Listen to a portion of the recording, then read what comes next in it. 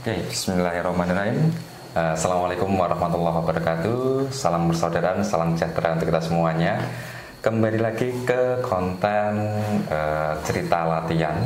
Kebetulan saat ini saya bersama Mas Pur. Beliau adalah Sekretaris Umum Persaudaraan Setia Hati Terate, yang saat ini beliau sedang berada di Sleman. Dan sekarang ini ada kegiatan training of trainer untuk pelatih Pratama.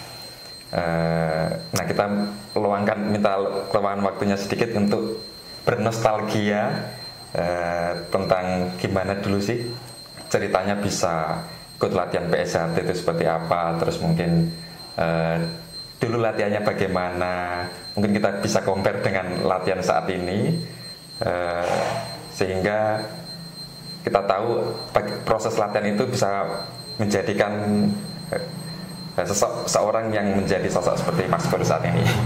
Yes, sugeng dalu Mas Pur. Yes, sugeng dalu Mas. Assalamualaikum warahmatullahi wabarakatuh. Waalaikumsalam warahmatullahi wabarakatuh. Nah, alhamdulillah di sini juga ditemani sama Mas Gito. Yeah. Mungkin kayak Mas Pur dulu, gimana Mas ceritanya dulu kok bisa kenal PSHT itu awalnya dari apa? Iya, matur nuwun. Jadi gini Mas, saya sebetulnya mengenal pencak silat SH itu sejak dari kampung. Jadi kampung saya dulu namanya Rejosari di daerah Nguranggareng, Magetan ya. Magetan, ya, Magetan. Pada saat saya sekolahnya STM 1 Madiun. Kemudian di daerah saya itu ada seorang keluarganya itu keluarga SH, tapi bukan SH Terate. Di sana waktu itu dikenal namanya SH Putih. Nah, dari keluarga itu ada salah satu yang menjadi guru SMP di sana, sedangkan saya udah STM. Kemudian kami bertiga waktu itu belajar pencak silat SH Putih itu. Nah, jadi mengenalnya SH itu saya dari situ. Kemudian saya belajar kalau SH yang dinamakan SH Putih itu cara mengajarnya belum teratur seperti di SH Terate. Nah, mungkin potongan-potongan gitu, misalnya pasangan untuk tendangan B, kemudian menghindar dan lain-lain itu diajar sepotong-sepotong gitu. Misalnya jurus 19 atau 20 itu ya yang ada jontrotan itu ya namanya jontrotan gitu aja. Nah, memang pada waktu itu saya tidak sampai selesai karena waktu kelas 3 saya pindah sekolah ke Jawa Barat. Jadi kalau dari sekolah dulu misalkan SD-nya di Nguranggareng? Iya, Nguranggareng. SD, SMP sama STM-nya di Madiun. Oh, okay. Ya, di Madiun melaju STM dari mana, Mas? STM 1. STM 1. STM yang paling terkenal di Madiun. Kalau cowok itu idamannya cewek-cewek itu di sana. Beneran ini. Terus saya kelas 3 pindah ke Jawa Barat, pindah ke STM Garut. Garut. Ya, di Garut. Nah, di Garut karena aku seneng silat, aku di Garut sempat belajar pencak Garut juga. Namanya Gagak Lumayung itu. Tapi ya cuma sebentar. Karena begitu sudah selesai sekolah, saya bekerja di Tangerang, di sebuah proyek terbesar di Asia waktu itu, pembangunan pabrik tein gitu. Nah, saya masuk kerja di joint venture Antajaya Dama Ubayasi, jadi namanya PT Jaya Ubayasi. Saya kerja di situ, kebetulan saya dapat mes gitu. Nah, dalam satu mes itu ada pendekar SH Terate. Nah, saya pernah sambung juga di situ. Orang Madiun kah? Orang Madiun. Sambung di situ, terus akhirnya saya kepingin latihan di PSHT yang ada di Jakarta. Sementara posisi saya di Tangerang. Nah, kemudian diajak sama namanya, saya lupa, saya diajak ke Barata. Oh, Barata. Barata. Kemudian saya ikut latihan di tempat wayang orang Barata itu. Berarti jebolan Barata? Iya. Jadi saya kalau latihan kan seminggu 2 kali. Iya. Jadi kalau hari Minggu ya biasa latihannya pagi atau siang itu ya. Terus kalau di sela-sela itu kan hari kerja. Dan ketopraknya kan main itu atau wayangnya. Jadi saya pulang kerja langsung ke Barata. Nanti nonton dulu sore itu. Nanti begitu sekitar jam 1 atau jam 2 baru mulai latihan. 1 malam? Ya sampai subuh. Sampai subuh, kadang-kadang kan pulang masih terlampau gelap. Ya saya tidur di bangku-bangku penonton wayang orang itu. Itu teman-temannya orang-orang wayang orang Barata? Iya, ya kebanyakan wayang orang Barata lah, teman-teman deket-deket situ. Mas Tio? Ya Mas Tio pelatih. Oh pelatih malah itu? Saya dilatih Mas Tio, Mas Dirman, ya banyak orang lah. Ada beberapa kan gantian. Mas ingat nggak Mas itu mulai latihan di Barata itu tahun berapa Mas? Tahunnya saya lulus kan tahun 74 itu ya. Ya mungkin sekitar tahun 75 kali ya, karena saya disahkan 76 lah. Saya kan disahkannya tahun 78. Jadi kan latihan 2 tahun itu nggak pernah tidak pernah keluar saya 2 tahun latihan terus menerus ya sambil kerja. Saya udah bekerja itu. Jadi teman-teman saya, banyak teman-teman dari putra-putranya senior-senior di Barata, teman latihan beberapa lah. Nah gitu. Nah itu biasanya kan setelah ban apa itu kan latihan digabung. Oh ya. Ya makanya saya ketemu sama Mas Gito itu di latihan setelah gabungan. Sama Mas Gito satu leteng? Satu leteng. Oh satu leteng. Satu leteng. Jadi leteng sama Mas Gito. Nah dari situlah saya mengenal Setia-Hati Terate. Kemudian setelah itu sebelum disahkan itu saya dapat tugas melatih di mana itu SMA 8 filial yang kemudian menjadi SMA 37. Itu saya melatih di situ. Ya, masih ban putih itu. Masih ban putih. Nah, itu yang mengajarkan kita tampil, cara ngomong, cara bersikap itu Mas Sakti Tamat. Mas Sakti itu memberikan, coba ayo si A, kamu coba belajar ngomong, belajar menjelaskan sesuatu. Itu yang melatih Mas Sakti saya. Sakti. Kemudian ya dari situ akhirnya saya alhamdulillah bisa disahkan di tahun 78 akhir lah itu.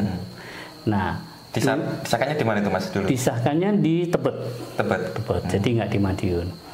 Disahkannya di Tebet. Nah, dulu itu kalau di Jakarta itu ada istilah pengesahan lokal atau latihan pengesahan lah istilahnya itu. Namanya pendublakan ya Mas ya. Ada pendublakan itu jurus berapa ya? 20. Hijau mau ke putih lah. Itu kita sudah dilatih. Nanti pengesahan itu prosesnya kayak gini loh gitu. Ya duduk dikasih disuap gitu sama senior gitu. Nah kemudian di Jakarta ini karena mungkin ya pada waktu itu belum begitu banyak, kita sangat dekat sekali antar siswa maupun antar kepada pelatih itu sangat dekat gitu. Nah kemudian pada tahap-tahap pengesahan itu baru kita kenal sama namanya Mas Imam Suyitno. Itu di tahap-tahap mau pengesahan. Pencipta senam masal Pak? Ya betul. Jadi kami dengan Mas Imam Suyitno sangat dekat. Kemudian di bawahnya itu ada Mas Yanwarno. Kemudian ada juga Mas Sipit. Nah atasnya Mas Sipit itu ada lagi Mas Tarmono. Itu adalah pelatih-pelatih senior kita pada saat kita menjelang pengesahan. Nah, dulu itu ada juga dikenal pendadaran gitu ya.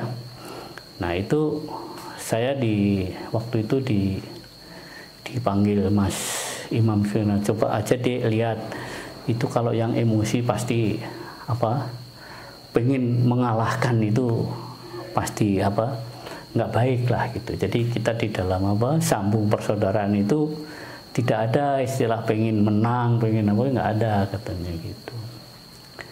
Nah itulah, terus dari situ saya terus jadi pengurus. Jadi mulai dari siswa itu saya sudah diikutkan lah, misalnya mau pendadaran itu uang kumpulin sama Purwanto gitu. Jadi saya sudah terlibat di situ. Kemudian ya terus barangkali saya insya Allah tidak pernah berhenti lah, mengikuti segala sesuatu yang terjadi di Jakarta tentang ya organisasi, tentang ini gitu. Nah, pas saat itu pas latihan di Barata itu masih ingat nggak Mas? Mungkin awalnya paling ramai itu sampai berapa siswa, terus sampai di pengesahan gitu tinggal berapa kayak gitu? Kalau di Baratanya sendiri nggak terlalu banyak ya, paling 10 orang tuh di Barata. Tapi kalau sudah se-Jakarta lumayan juga. 68. Ada 68. Karena ada di PFN, ada di Tebet, kayak gitu-gitu. Dulu udah ada beberapa cabang kayak gitu atau jadi satu?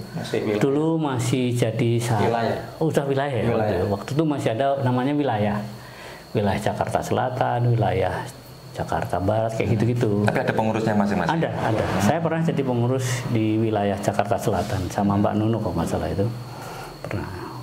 Terus pelatih yang istilahnya kalau di sini kan ada pelatih tetap yang tiap hari melatih, itu tanggung jawabnya beliau terus yang terus mendampingi latihan tiap hari kayak gitu.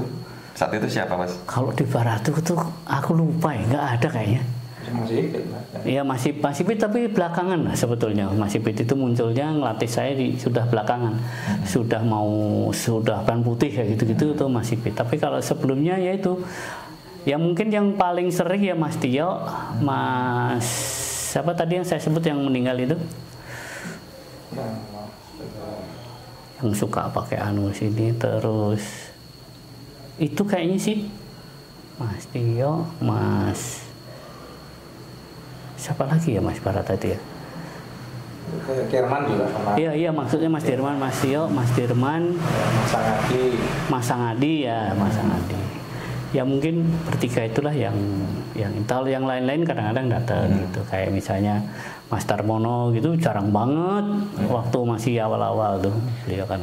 Nah, kalau saya kan pernah dengar kabarnya pas waktu saya masuk ke Barata itu kan karena masih cerita atau apa ya, lihat pertunjukan wayang di situ. Betul ya. Terus kemudian lihat gaya bertarungnya kok kayak biasa aja kayak gitu. Ya, sebenarnya ditawarkan latihan silat. Betul. Nah, otomatis pas jenengan ikut latihan di sana, apakah itu ada gaya-gaya lain yang itu digunakan untuk pertunjukan wayang juga? Oh ya, jadi kalau masa-masa perintisan awal mungkin itu udah kelewat ya pada waktu saya masuk. Tetapi karena saya latihan di situ, yang melatih itu adalah pemain seni, sehingga kami ini gerakannya itu bisa lebih menarik gitu, ngikutin beliau. Karena kalau beliau pasang segala macam itu kan tangannya itu berbeda dengan bukan orang seni. Jadi kita ngikutin, dia kalau pasang gitu, kita tiruin di rumah gitu. Lama-lama orang-orang itu senang melihat gerakan kita ya, teman-teman seangkat tadi itu. Misalnya Mas siapa itu yang meninggal dulu, Mas siapa? Yang Jakarta Utara yang tadi saya cerita. Mas Marco? Bukan, yang lifting kita. Itu berusaha niruin kalau saya gerak gitu. Jadi gerakan saya, ya pelatih saya kan Mas Ipit kan gerakannya juga bagus. Orang-orang Joko itu seneng banget kalau melihat saya gerak itu. Jadi seragam masih kuning dulu? Enggak juga. Ya itu dari mulai putih udah ditublah ganti hitam. Ya. Ban hijau mau ke putih ganti hitam. Oh iya, dulu lah seragamnya putih-putih. Benar. Putih-putih malahan. Oh putih ya. Iya, putih. Bukan kuning. Jakarta kuning Medion. Oh iya deh. Kita putih ya. Terus sempat yang di apa Gedung Garuda apa Pak? Oh iya, Garuda Jaya ya, kita latihan di sana sambil apa? Ada atlet, ada campur lah waktu itu. Kalau saya kan nggak pernah ikut atlet, tapi ikut latihan di sana. Nah, itu ya dari apa? Linknya masih Mas Sakti Tamat ya. Nah, untuk model latihan Mas, mungkin juga seiring berjalannya waktu juga mengikuti perkembangan latihan saat ini kan seperti itu. Nah, apa yang bikin beda antara latihan dulu dan sekarang? Secara prinsip sih kalau latihan teknik jurus dan lain-lain mungkin mirip ya, mirip. Cuman dulu itu perasaan saya itu ya sering banget diajak misalnya jalan kaki malam, suruh nggak ngomong gitu-gitu, sering ya Mas ya? Sering tuh di Ban Putih ya, Ancol, puasa kayak gitu-gitu. Kita jurus misalnya 17 itu suruh puasa. Terus nanti ngambil mori itu suruh puasa 3 hari 3 malam. Kayak gitu-gitu. Lebih ke situ. Lebih. Jadi kita ajak itu tirakat gitu. Jadi kita itu menghayati namanya belajar esai itu mungkin lebihnya di situ kali ya, mungkin lebihnya. Terus apa Mas motivasi saat itu? Pertama kan paling kerja. Otomatis sudah kan itu untuk mendapatkan penghasilan. Tambah lagi sama latihan malam sampai pagi kayak gitu, kok masih tetap pengen ikut latihan, itu apa yang jadi motivasi jenengan? Ya gimana itu ya?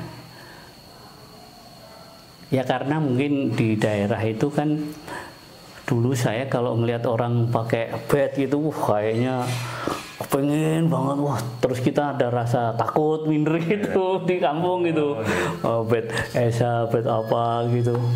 Jadi itu, jadi awalnya kita ya kepingin percaya diri, itu intinya, mempunyai satu bekal untuk bela diri gitu. Awalnya sih di situ aja sebenarnya. Tapi setelah kesini itu kan ternyata banyak ya kayak orang Mas Yan, Mas Sakti itu kan bukan orang biasa gitu loh. Ternyata orang Esa ini bukan kumpulan orang-orang yang biasa-biasa aja gitu. Wah, ternyata ada ini, terus ada motivasi kan, kita motivasi belajar, sekolah gitu kan. Waktu itu aku belum kuliah juga, baru setelah itu. Jadi kalau kita ketemu orang-orang yang kuliahan itu juga jadinya kepengen banget gitu. Jadi itu motivasinya dari orang lain gitu. Iya, jadi saya bisa majunya itu ya karena itu kepengen gitu. Wah, orang hebat banget ya gitulah. Dulu pengesahan di Tebet satu Jakarta. Satu Jakarta. Iya, satu Jakarta ya. Masih ingat Mas yang ngecer dulu siapa? Saya yang ngecer kalau tidak salah itu Pak ini. Gubernur pertama kali di Irian Barat. Gubernur Irian. Pak Supran. Bapak Pamar no. Pak Muji. Jenderal Pamuji Laksamana Muda. Ya, yang ngecer saya beliau. Iya. Nah, terus kemudian setelah disahkan gimana itu Mas? Apa? Ngelatih di Barata atau dapat tugas? Saya ngelatihnya tetap di itu 37 sampai mereka jadi disahkan gitu, sampai disahkan. Habis itu saya sempat lah mungkin beberapa saat saya tidak begitu aktif gitu. Habis itu aktif lagi ya terus ngurusin Jakarta tuh nggak pernah jadi aku pernah jadi cabang khusus Taman Mini. Pengurus apa mendirikan saat itu? Bukan, waktu itu ketuanya Mas Pras, aku bukan ketuanya lah, aku sekretaris atau apa itu. Terus dulu Jakarta juga ada yang ketuanya Mas Edi itu ya. Apa namanya, perwakilan apa ya? Perwakilan ya? Ya, perwakilan. Koordinator wilayah DKI. Sikatornya Jabodetabek ya? Jabodetabek, jadi membawain cabang-cabang gitu. Saya ikut di pengurusannya Mas Edi setelah dari cabang khusus Taman Mini itu. Ya. Oh ya, jadi keinget TMI itu kan bisa jadi cabang khusus itu dulu sejarahnya gimana? Ada apa di TMI, atau mungkin banyak warga di sana terus mendirikan cabang sendiri, atau Gimana itu ceritanya dulu Mas? Ya dulu itu kan kebetulan Mas Pras itu putranya GM Taman Mini. Jadi supaya ada di Taman Mini itu kan kebetulan pusat kebudayaan gitu ya. Jadi supaya ada cabang, jadi di Taman Mini itu didirikan cabang khusus di samping yang tadi cabang-cabang itu ada cabang Taman Mini. Karena untuk memfasilitasi kalau ada kegiatan-kegiatan yang sifatnya agak besar itu, tempat yang paling bisa memberikan tempat yang ini ya di Taman Mini. Misalnya pengesahan untuk seluruh DKI atau acara apa gitu, ya di Taman Mini ya, tempatnya. Saat itu ikut latihan orang-orang sekitar apa karyawan-karyawan di TMI itu Mas? Yang Taman Mini umumnya anak-anak karyawan sama karyawan ya. Anak karyawan itu lumayan loh. Yang akhirnya sekarang ini menjadi cabang khusus dan sebagai ini kan sekarang ini sumber atlet kan di situ tuh sekarang itu, karena ya pembinaannya ini terus orang-orang itu orang-orang tuanya itu sangat mendukung gitu. Nah sejak itu terakhir itu Taman Mini waktu menjelang gegeran itu kita masih mau sebetulnya ada acara itu malam itu, cuman karena ada geger tahun 98 itu ya, itu akhirnya dihentikan. Saya jadi panitia waktu itu, panitia kegiatan lah ya menjelang apa gitu. Nah terus ada nggak Mas ilmu atau dari ESA yang digunakan untuk kehidupan, kayak misalkan jenengan kan sebagai pemimpin di Ambipru misalkan kayak gitu. Apa yang ilmu ESA yang digunakan sebagai seorang pemimpin itu apa yang masih selalu dipegang kayak gitu? Ya kalau dari apa yang saya dapat itu intinya kita itu berkegiatan di ESA Trate itu tujuannya adalah sedekah itu ya, memberi kepada anak-anak didik kita supaya mereka menjadi orang baik itu. Nah kebaikan itulah saya meyakini bahwa itu akan memberikan apa itu pantulan kepada kehidupan kita. Itu pemahaman saya terhadap ilmu yang saya dapat dari Setiahati Trate. Jadi semenjak kami latihan itu, kebetulan nih para pelatih saya itu nggak ada yang tujuannya nyari uang, nyari kekuasaan, itu tidak ada. Kebetulan ya, itu tidak ada. Jadi kita diajarkan keikhlasan saja. Misalnya saya kan pernah ngeluh sama Mas Sakti. Mas Sakti ini murid saya di SMA 37 ini sekarang sedikit banget. Gampang sih, yang penting kowe ngelatih kok tak golek nih ya, gitu. Murid kok tak golek nih ya, gitu. Nah kebetulan ya saya ini mungkin orangnya rada seneng Mas jenenge bercanda atau kalau istilah ini ya rada kalau orang biasa ngomong selengean gitu. Tapi justru di situ saya itu dikenang sama orang itu sipur itu Pak selengean gitu. Tapi ya semuanya saya tidak pernah meninggalkan, yang penting kita prinsip saya itu tidak meninggalkan sesuatu yang membekas dan itu jelek gitu ya. Jadi saya tidak pernah, itu saya selalu ikut partisipasi apapun itu sehingga saya merasa memang dalam hidup saya itu penuh tuntunan dari Yang Maha Kuasa. Akibat dari saya menjalankan apa yang saya peroleh dari ESA, dan itu saya yakini gitu. Seperti pekerjaan, seperti apa itu saya nggak pernah punya cita-cita itu. Misalnya saya kerja ya kerja aja kok di kantor, kerja tekun terus ini itu. Kadang-kadang seperti waktu saya cerita kerja di project itu, saya dalam waktu 4 bulan itu gaji saya ngebut gitu, melangkahi teman-teman yang lama-lama itu. Ya itu nggak tahu penilaiannya orang Jepang kan, orang Jepang. Ya aku sih bekerja aja. Memang saya misalnya jam kerja jam 8, ya setengah 8 aku pasti udah datang. Itu dulu waktu masih muda. Terus di mes itu saya paling muda. Sekarang ketua mesnya Sipur aja gitu. Jadi saya ketua mes itu masih muda itu. Ya itu nggak tahu orang-orang itu kok bisa begitu. Jadi kalau setiap bulan habis gajian setor tuh ke saya kan, kita tak cariin tukang masak, jadi tiap hari masak.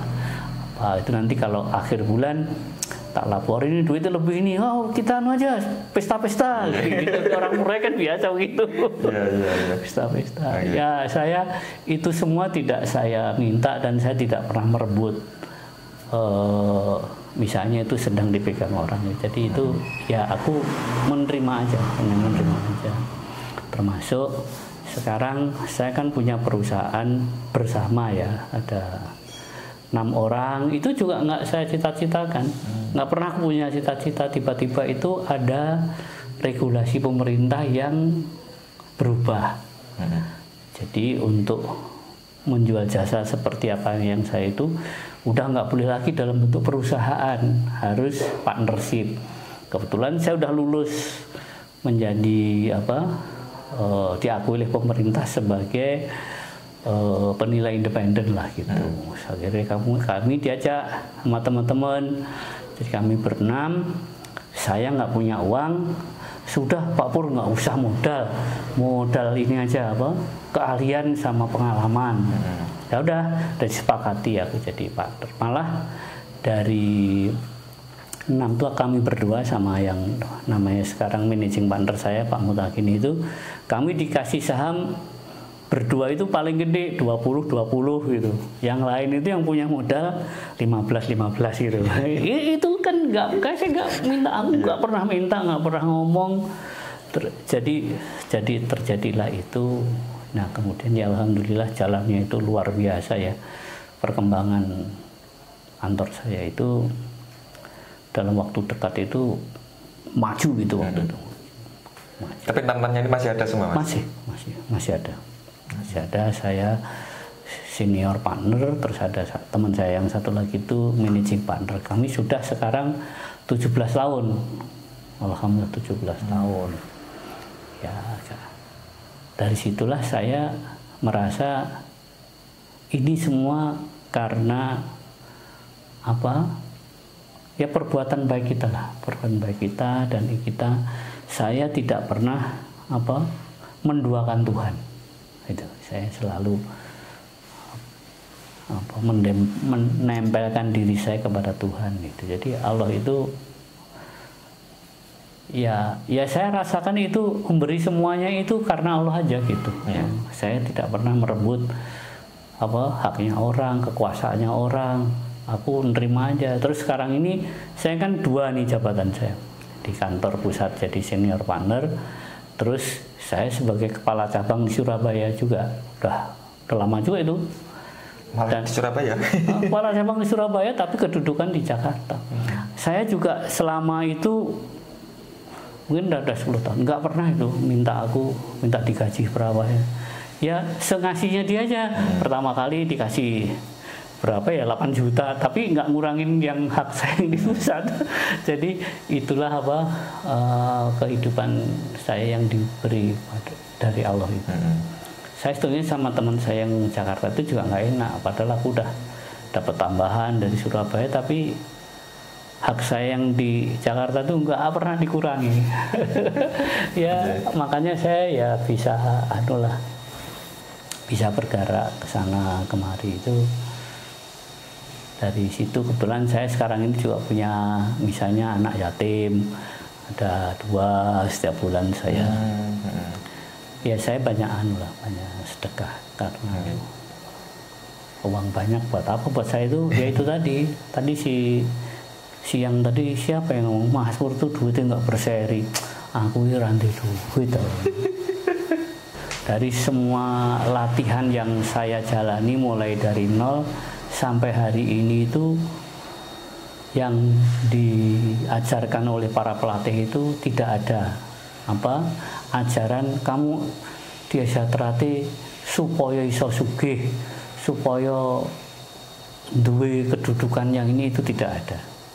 Jadi kalau sekarang saya melihat ada pengurus di PSHT ngumpulin duit apalagi mintain sama siswa itu tidak pernah saya temukan di dalam ajaran SH, baik yang disampaikan secara langsung oleh pelatih maupun dari dokumen-dokumen ajaran yang ada itu tidak pernah ada.